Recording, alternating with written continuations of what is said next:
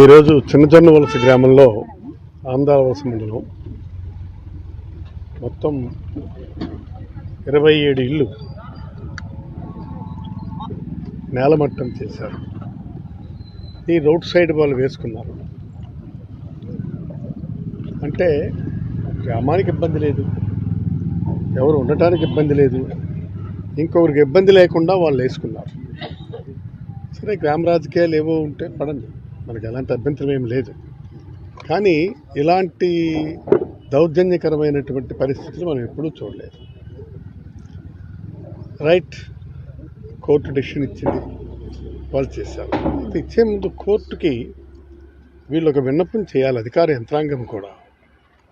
ఇక్కడ ఈ పరిస్థితుల్లో ఇల్లున్నాయి, సుమారు 40 సంవత్సరాలు పైబడి వీళ్ళు ఇక్కడ నిర్మాణం చేశారు. ఈ 40 ఏళ్ళలో ఎవరికైనా సరే ఇబ్బంది కలిగిందా?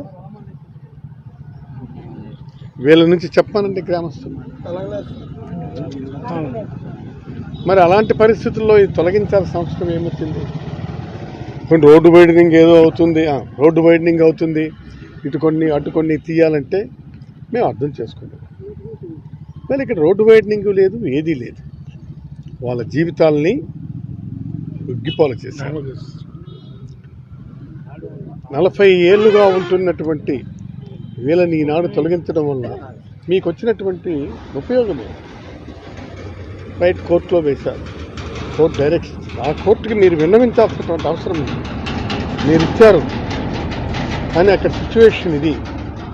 అందరూ పేదవాళ్ళు, నిరుపేదలు ఉన్నారు. వాళ్ళు ఇక్కడి నుంచి మనం తొలగిస్తే వాళ్ళు ఎక్కడికి పోతారో తెలియనటువంటి పరిస్థితిలో ఉన్నారు. అందుకు దయచేసి మీరు కోర్టు వారి పెద్ద మనసుతో దీన్ని రీకన్సిడర్ చేయాల్సినటువంటి అవసరం ఉందని చెప్పి, వాళ్ళు ఇంతవరకు వాళ్ళకి వండుకు తినటానికి ఏమీ లేవు. కాబట్టి వారికి పునరావాస కార్యక్రమంలో భాగంగా ఈరోజు వాళ్ళకి మీరు పునరావాస కార్యక్రమం కల్పించినంత వరకు వాళ్ళకి ఆ కార్యక్రమాలను అందించాలని నేను మనస్ఫూర్తిగా కోరుకుంటున్నాను. Please subscribe dot news.